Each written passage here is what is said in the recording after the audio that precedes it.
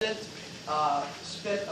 think, grew up in South Africa. Is that right? Yep, you bet. And thus the really cool accent. I love it. But even more important than being a consultant and all those other things, something way more important is he's married to Mrs. Sueltz in the front office. And he's the father of 3 kids. He's going to share a lot of awesome stuff with you. So at this time, I know we're going to get really quiet once he starts talking. Right now, I want you to get really loud and help me welcome him.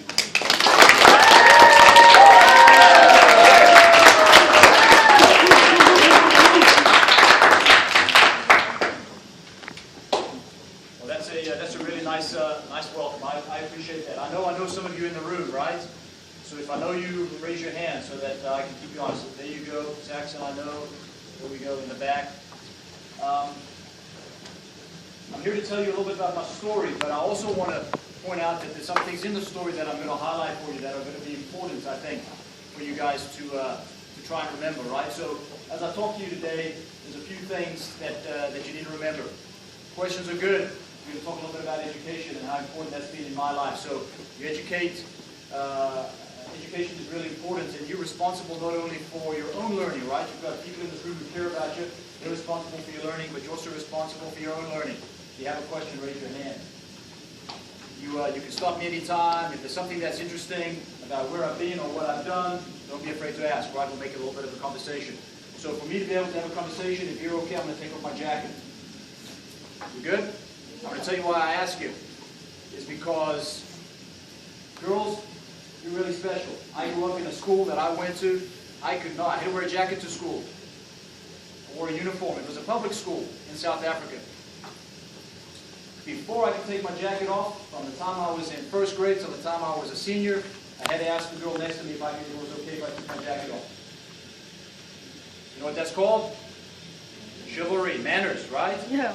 So hey girls, you guys are really special. I just want to make sure that you're okay if I take my jacket off. Thank you. And you boys, you're the man, right?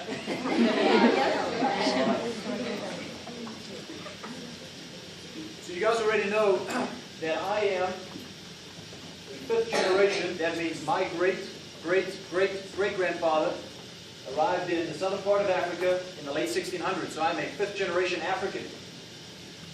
Kind of weird, right? That's where I was born. That's where I was raised. That's where I was educated. On the continent of Africa. It's a very, very special place. God blessed Africa with a lot of things. One of which was probably the planet's most diverse set of wildlife that you'll ever see. So you turn on the Discovery Channel, you see my home, right? That's Africa.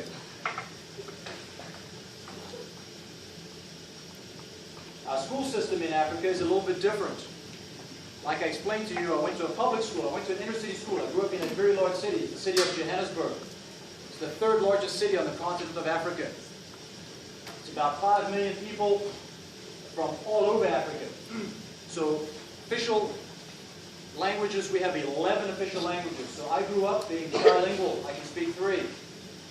I can have a conversation in 3 different languages, English being 1. I dream in 1. I dream in English.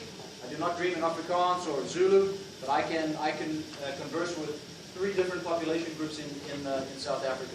Our education system there tells us you have to be trilingual. You know why? Communication is important. You have to be able to communicate with people. Martin Luther King, you know him? Mm-hmm. Who knows what he had? He had a dream, right? Very good. You know what else he had? He had the ability to communicate his dream. He could get up in front of people and communicate what was in his heart, right? He could get what was in his heart, from his heart, into someone else's mind and into their heart. And guess what happened? He changed the world, right? So, very important. Dream big. I had big dreams when I was a kid. Most of them today have come true. And I'm going to tell you how or why they came true. I grew up in a school system, public school, inner city, with kids from all over Africa. And I was very, very blessed. I was going to say lucky. Sometimes you're lucky, sometimes you're blessed, right? I was very blessed. I had a group of people in my life. They are called teachers. You know some of them? That poured knowledge into me. They never let me stop learning. Go ahead. Who's your favorite teacher? My favorite teacher? I'm going to tell you a story about my favorite teacher. His name was Mr. Tony Mason. I'm going to tell you a story about him in a second. It's a great question. Thank you. What's your name? Eric. Thank you, Eric. So I had a group of teachers who poured into me that education is the key to success. And that is partly true. Not all true, but partly true. So I don't know if your teachers have told you, do you know why they teach? It's very simple. For fame and for money. They do it because they get rich, and they do it because they get famous. What? They don't? No? No? Oh, you know why they do it? They do it because they care about you. That's it. Something inside their hearts has told them that they have a gift for servant leadership, and they've decided to come in and pour that into you guys. So one of the things I want to encourage you today is to pay attention to what your teachers tell you. I grew up in an inner city school, and I was very, very lucky.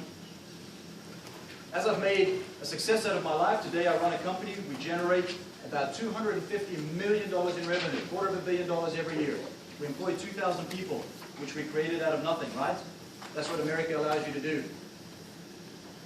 I had an opportunity to go back to my high school. My principal asked me, I took a trip back to South Africa a few years ago. He asked me if I would come back and address the faculty. He said, hey, would you like to come back and talk to the school about your journey from the time that you graduated until now? I said to him, you know, I really would. I went back and I sat in a faculty lounge with teachers. They all looked a little bit older. They looked just as mean. Some of them still scared me. Some of them were really tough. But when I stood in that room, when I got there, I said to my wife, she was with me at the time, Miss Mandy, I said to her, I'm really not sure what I need to tell them. I don't think my story is that impressive. I'm not sure what to share with them. And you know what? I got in front of that faculty, all of them, all my high school teachers, and they had an opportunity. And when I stood in front of them, I'll give you a second now, man. When I stood in front of them, it hit me. This was my big opportunity to tell them, thank you. And I had an opportunity to stand in front of them and tell them, I know I wasn't always easy, but I appreciate you never, ever giving up on me. That's the second thing I want you to remember, is your future is bright. My journey through this continent of Africa, I got a great education. I had teachers who really cared about me. I didn't know it at the time, but they never, ever let me stop learning.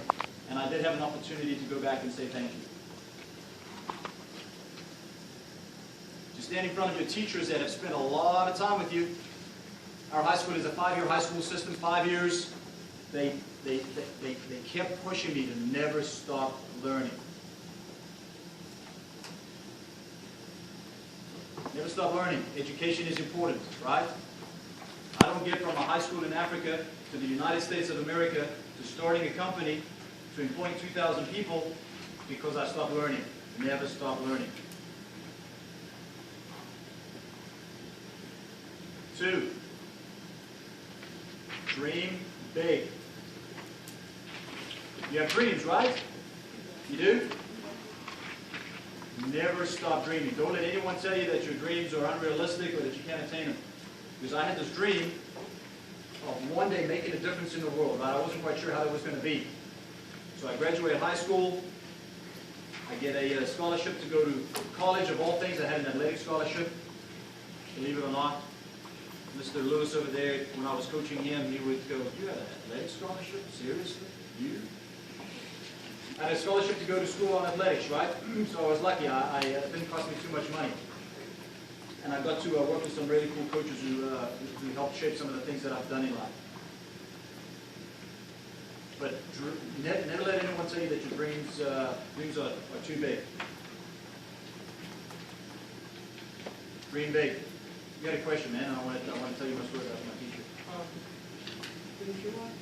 Who is my wife? Mr. Turner's secretary, Miss Mandy? Yes. It's a good question. She's the smart one in the family. You know the point about this? Boys, I'm telling you, when you go just find a girl that's better than you. Iron sharpens iron. She'll make you better, man. She'll keep you accountable. Just go find a girl that's way better than you. Try and shoot for the stars. Dream big. When I was dating Miss Mandy, I was dreaming big, way out of my league, man. I was like, everyone said, you'll never ever get to date her. I said, so dream big. Go ahead. So when I got my athletic scholarship, I went to a university called the University of Johannesburg, or UJ. And while I was at school on an athletic scholarship, fortunately, I did graduate with a degree. And then I got my master's degree in industrial psychology, organizational development. So it allows me to come up with solutions for big companies, help them restructure and make sure that they're as efficient as they can be. So I went to the University of Johannesburg, and there I had two professors who used to tell me, you have to be an active participant in your future. You know what that means? There's some people who will let the future just happen to them. My professors used to tell me, you're going to happen to your future. So that's the third thing I think you need to remember. Never stop learning. Education's important, right? Education's connected to the economy. Your success in life is determined by how well you're educated. Listen to these people in the room. They care about you. 2, dream big. Right? Don't stop dreaming. My favorite teacher, Mr. Tony Mason, when I was a sophomore in high school, I have to be careful how I tell you the story. When I was a sophomore in high school, he gave us an English writing paper. He said to us, I need you to go put a writing paper together on your dreams.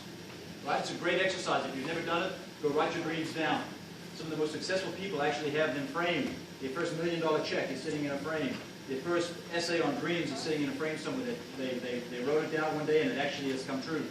He asked us to write a paper on dreams. So I wrote what I thought was a really good paper. English writing was 4 pages. Turned it in. I got it back the next day. You know what grade I had on it? A what? 100? No. You said an F. I got an F. My favorite teacher, Mr. Tony Mason, gave me an F. So I went to him. Right, I was a sophomore in high school. I was very respectful. I wore this jacket. I asked people if I could take it off. I lined up outside my class. I said to him, Mr. Mason, you gave me an F on my paper. I'm sure that's a mistake. And he said to me, hey, Wayne, I gave you an F because this is part of an exercise. I want you to write down your dreams, but the next part is we're going to put an action plan. We're going to talk about how to be people of action and go achieve your dreams. Your dreams are unrealistic. The second part of your exercise is going to be very difficult because this is just way too unrealistic. You can't do this.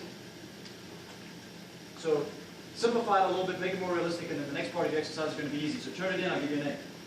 Change it. So I went home, I went to my dad, I said to me, Dad, I'm a little bit bothered, man. Mr. Tony Mason, Mr. Mason asked us to do this paper. I turned it in, I got an F. My dad said to me, you have 2 choices here, son, and I will support you either way. Either go make the adjustment that he's asked you to make, change your grade, or don't. But the choice is yours. You're a young man. You're 16 years old. Make some choices for yourself. So I thought about it that night, prayed on it a little bit. Next morning I turned it in, I gave it to Mr. Mason, and on that paper I wrote to Mr. Mason, I said to him, sir, because that's what I used to call him, I said, sir, you can keep your F, and I'll keep my dreams. So I'm telling you that, not to tell you to go back to a teacher and question what they're telling you, but I'm telling you that they care about you. Engage with them. Share with them what's in your hearts. Share what's in your minds. You are very, very special people. Our world needs you more than you know. So share with your teachers what's going on in your heads and what's going on in your hearts. Mr. Mason, you can keep your F and I'll keep my dreams. As unrealistic as you think they are. At the end of the day, he called me and I got a little announcement. Mr. Sueltz, please go see Mr. Mason. I was like, oh, dude, I'm in trouble now. I went down there, he looked at me, he had a little tear in his eye. He said to me, Mr. Sueltz, you know what? I've really thought about how I'll assist your paper. You're right. Who am I to tell you your dreams are unrealistic? Now, have I achieved everything that I wrote down as a sophomore? I haven't. But darn it, I've had a lot of fun trying. Dream big. Once I graduated college, my government told me I had to do a 2-year military conscription. Everyone in South Africa has to go for 2 years. I had this, in college I grew out a mullet. laughing? Dude, mullets are cool. What? What are you doing? It's not funny. Actually, mine wasn't a mullet. Mine was very, very sophisticated. It was French. It was a mulet. It was really cool. Girls like it. Yeah. How come no one in this room has one? It's the way to go. It's long in the back. It's a party in the back. Business in the front. Short over here. Long in the. You don't know it? Come on, brother. The army took care of it for me. I sat in a barber chair and they shaved my head, and I spent 2 years in the army. The fourth thing I want to tell you is be a leader. Because I was a leader in the army, very quickly they put me in officer training school and I got the rank of lieutenant. That allowed me to make a difference to the platoon that I worked for, 121 Battalion. We were an infantry platoon. Which if you ever go to the army, you don't want to be in the infantry. Those are the guys that they tell you before anything happens, they put you on the ground and they say, you guys go first. So, the fourth thing I want to tell you is be a leader. Anybody can lead. Leadership is a skill. What does that mean? If I tell you leadership is a skill, like communication is a skill, what does that mean to you? There's no right or wrong answer. What's your name? Austin. Thank you, Austin. Go ahead.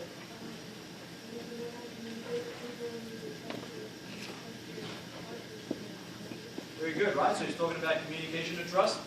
Very good, Austin. See what Austin did? It takes courage to raise your hand, right? It takes courage to participate, so I appreciate that. I respect that a lot. That's good courage, Austin. Thank you. If I tell you that leadership is a skill, what does it mean? If something's a skill, it means that you can learn it, right? It means that it's a skill. It's like reading or writing or math. Leadership is a skill. Be a good leader. So through high school, through college, playing sports, I had the opportunity to lead. Going into the Army, I could decide I was either going to let the Army happen to me or I was going to happen to the Army. And I found myself in a leadership capacity. It's a skill. Iron sharpens iron. Make the people around you sitting in this room, in your 6th grade class, make each other better because you've chosen to lead. Anyone can lead. You don't have to be allowed to be a leader. You just have to be accountable. And you have to be able to stand up for one another. It makes a difference in the community. So number 4 is be a leader. Tell me your name. Cynthia. It's a pretty name. You're welcome. It's very important that everyone hear what Cynthia said. She said to be a leader, you have to be able to relate to others. Right?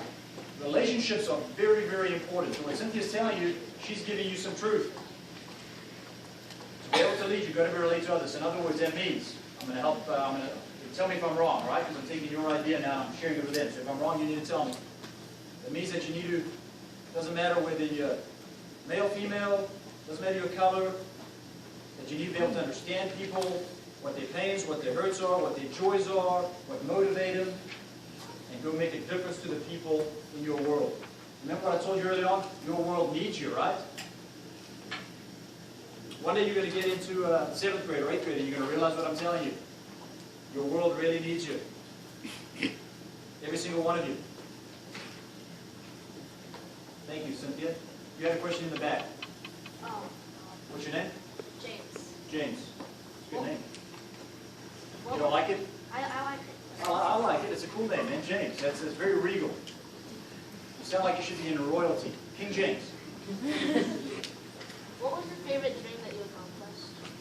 My favorite dream that I accomplished, right? So I'm still busy accomplishing some of them. So Jen, that's a great question. Thank you. My favorite dream that I accomplished was, I spent a lot of time as a little kid wanting to be a professional athlete. So I came close. I worked really, really, really hard. And I made it all the way through college and then played a little bit after college. And I had a coach sit me down one day and say to me,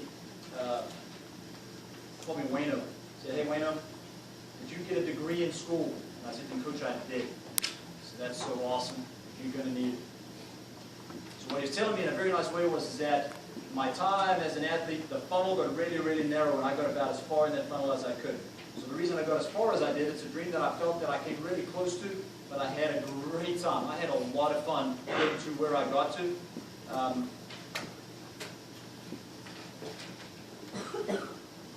I had to adjust, I had to change, right? My dream had, I got as close as I could. My work ethic allowed me to get past my talent. There were kids that were way more talented than me. So that was something that I had set for myself as a really young kid, was to hit a pretty high level, and I got pretty close. But just because I didn't hit what I thought I needed to hit, it did not slow me down. I did not stop. So we're going to talk about dreams and success here in a second. Go ahead. Tell me your name. My name's Jordan. Jordan. Oh, you guys got cool names. I like that. What was the sport like? That's a great question. It's a sport that you've never heard of. Very similar to baseball. It's called cricket. It's a great grandfather to baseball. Concept's the same. Runs and outs. Ball's very similar. Bat's a little bit different. Oh, dude. You're out of my presentation. Calling cricket like badminton, you're out. No, I'm just joking, man. It's very similar to baseball. And your secret safe with me, I'll never tell any other cricket player that you said was like badminton. I'll never tell anyone. I'm just joking. So it's very, very similar to baseball. The ball looks kind of the same. The bat's a little bit different. Concept's the same. Catches, runs, outs. You win by scoring runs, and you by defending your run total. So that's what I played. It was a sport that I loved, and I did really well at it for a little while. I have a question for you before I answer another question. Who can tell me how to spell success? Wow, that's awesome. Go ahead, you put it up. Okay, so that's close. I'm going to stop you because it's sort of kind of right, but it's not 100% right. Anyone else want to have a guess?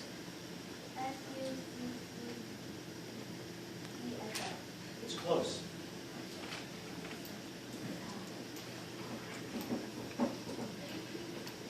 Okay, I'm going to tell you, and I want you to go ahead. What's your name? Joseph. Oh, Joseph. Sorry, I should remember that, man. S-U-C-E-S-S. Very close. Oh. I'm going to tell you. Hey, listen. You need to write this down. Well, this is how you spell success. I'm going to spell it slowly for you. Success is spelled like this. W-O-R-K.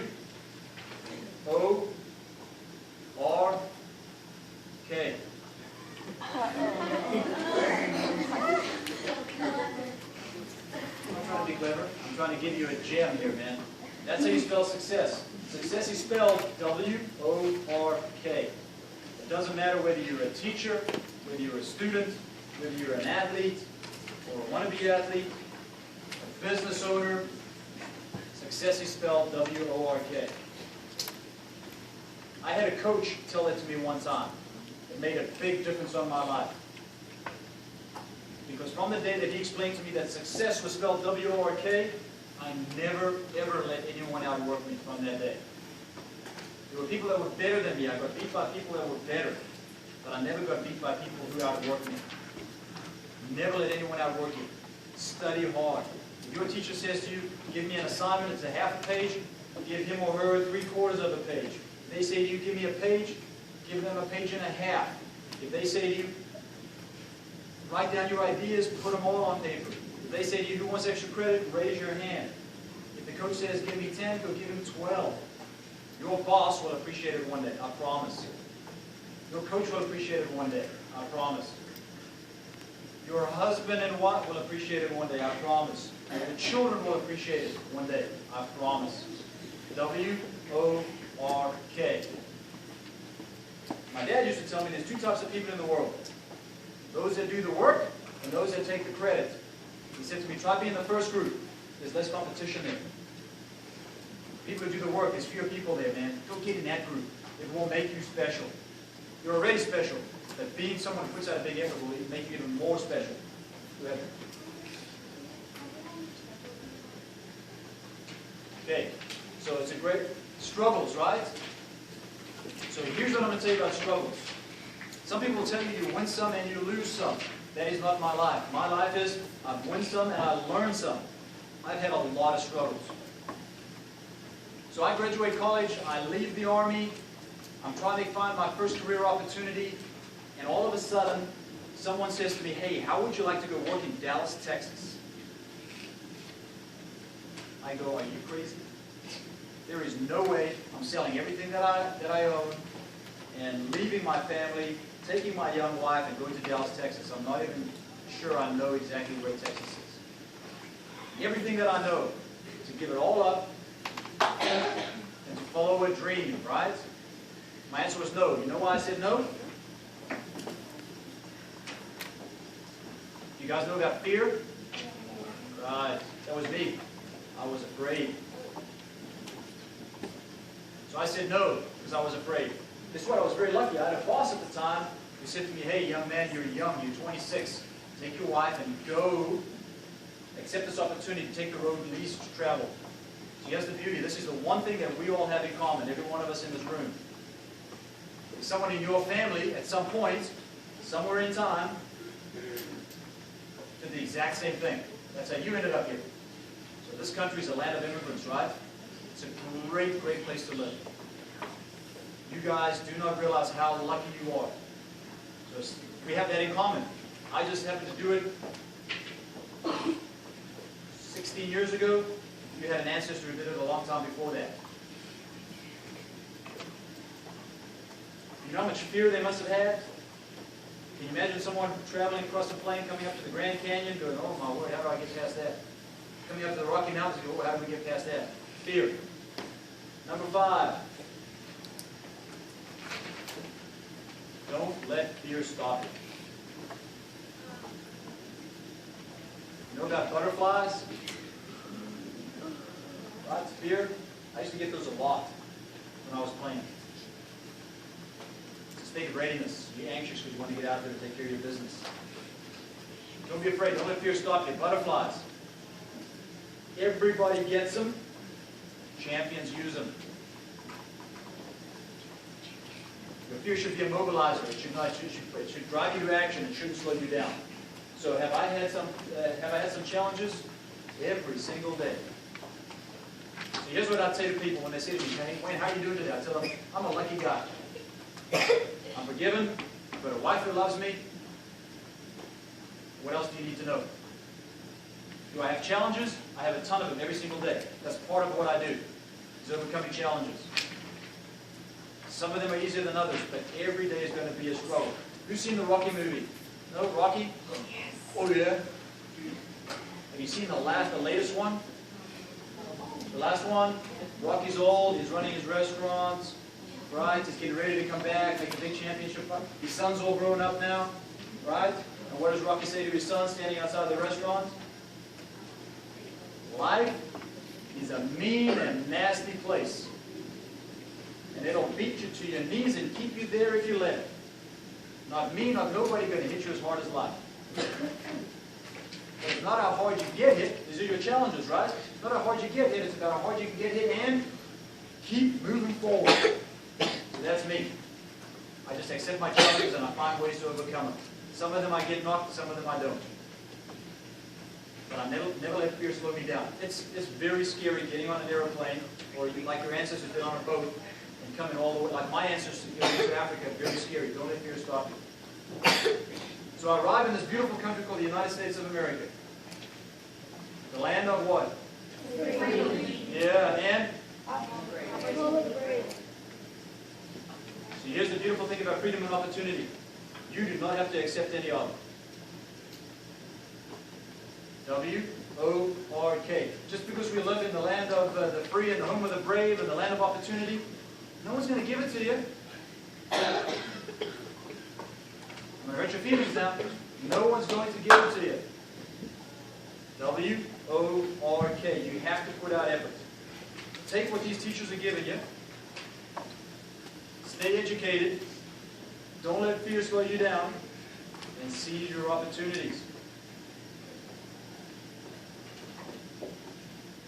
If you're lucky, you may get an opportunity twice. Most people don't. Be brave enough to take your opportunities, right? Get on this journey. So at 26 years old, I'm sitting in Dallas, Texas, and my very first month with my young wife, I don't have enough money to pay for groceries on the 25th day of that month. It was a February, by the way. I'm short.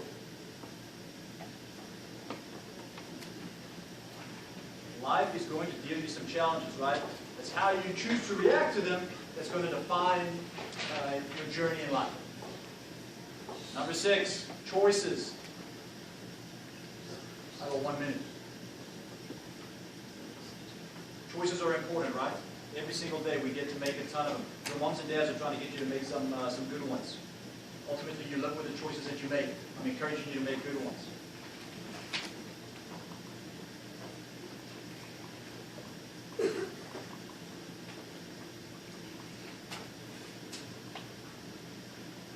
It doesn't take much to make a bad one, and everything that you dreamed about makes a turn. And you have to, of course, make an adjustment, right? So choices, very, very, very important. Go ahead. My name's Caden. If you could have... Hey, Caden, I'm going to interrupt you, man. I want to point out something that Caden did really well. Caden is a learner. He's watched everyone else. Me ask them, tell me your name, tell me your name, tell me your name. What does Caden do? He goes, hey, my name's Caden. Caden's coachable, right? That's important. He's sitting there taking notes and he's watching what's going on and Caden adjusts. Well done. If you could have any job, what would it be? So you know what? It's a great question that's really hard to answer, right? So if I could have any job, what would it be? I'm going to tell you that I'm really, really thankful for what I got. I count my blessings every single day. So I'm not thinking too much about what could have been. I'm really trying to happen to the future. I'm not trying to let the future happen to me. So I'm going to tell you, I'm really happy with what I've got. Now what I'm going to tell you, Caden, is you need to have a long list of the things that you want to be, baby. Dream big. Think of all the things that you want to be. So I'm going to turn your question around. What do you want to be? If you could have any job, what would you have? Well, I say an architect. Caden's the architect. Everyone go get his autograph now. Because before you know it, there's buildings designed downtown that are designed by him. You want to design buildings, stadiums, houses? Well, I'm a big baseball fan, so I'd say like stadiums. Wow. Before you know it, he's designing the new Cowboy Stadium for Jerry Jones. Get his autograph now. Hey, his future's bright. It's a great choice, man. Architect. Everything you look around you is designed by an architect. Caden's going to have an impact. Caitlin. That's my sister's daughter's name. So my niece is Caitlin. It's very pretty.